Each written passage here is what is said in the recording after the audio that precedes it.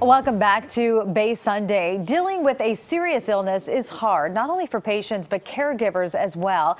Here with some tips to help us deal with the challenges is Dr. Steve Pantilat, author of the book, Life After the Diagnosis, expert advice on living well with serious illness for patients and caregivers. Thanks for coming on the show. Thanks for having me. All right, so you are a renowned expert in hospice and palliative care. Tell me what kind of care that is. So palliative care is medical care, specialized medical care, focused on improving quality of life for people with serious illness. So serious illness like cancer, heart failure, emphysema, Alzheimer's disease, Parkinson's disease, those kinds of illness that last for years, that are serious, and the focus is on how can we help people have the best possible quality of life as they live with serious illness. What inspired you to write this book?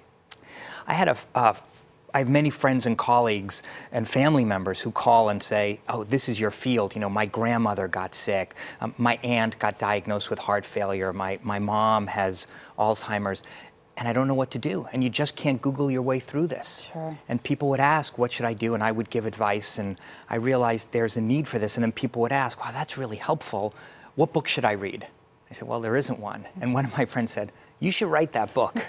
And so I thought, I'm going to write that book to be able to be helpful to people with serious illness and their families and their loved ones. Sure. And through this process, I mean, there are myths, right, about serious illness that really keep people from getting the care they need. What are some of those myths? Yeah. So one really important myth is that somehow you have to choose between quality of life and quantity of life.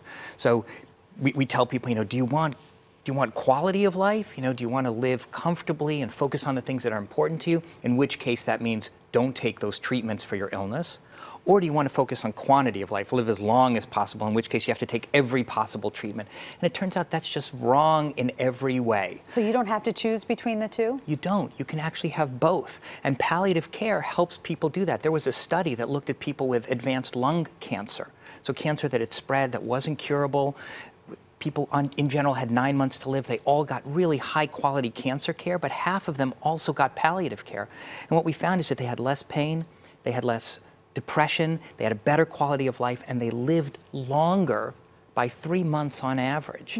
So they lived about a year instead of 9 months. So they lived better and longer when they got palliative care. And so everyone with serious illness should go out and get palliative care and ask for it. Okay, so you write that we should talk about hope, but doesn't talking about it, does that kind of hide what's really going on if it's a very serious illness? Yeah, so we worry that we're going to take away hope if we talk about what's really going on Sure. and how serious something is.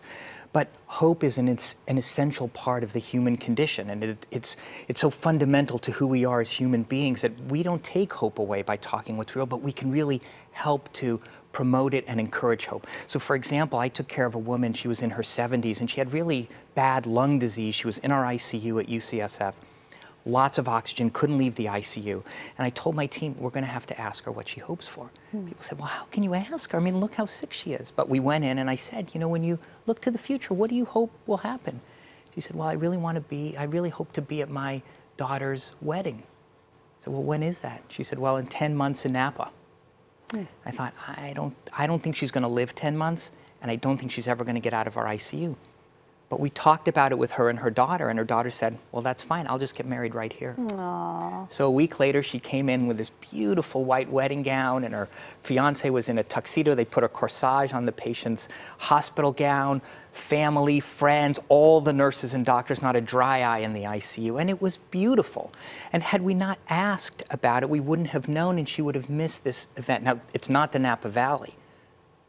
But in talking about it, we created and helped her achieve the thing that she most hoped for. She was there for that very important moment. That's right. Which is a great point, because it's not just about the patient, it's about the family as well. That's exactly right, because illness is something that we all experience. And even if we don't experience the illness, we experience it in our loved ones. And it's very hard to navigate, and there's this tendency to want to not talk about things because it's so sad. But yeah, it was sad to say, I don't think you're going to make it to the Napa Valley, and I'm really worried. But it opened up this entire possibility of something really joyful in the middle of this really sad, serious illness. How important is it to have a good connection with your doctor? That's essential as you go through serious illness. Finding a doctor that you trust, someone who's going to be there with you and walk along this journey of serious illness with you, and someone who will be honest with you and share this information. It would have been easy in that ICU to say, you know, we hope so too. Mm-hmm. And she would have thought, well, they think I'm going to make it. Isn't that great?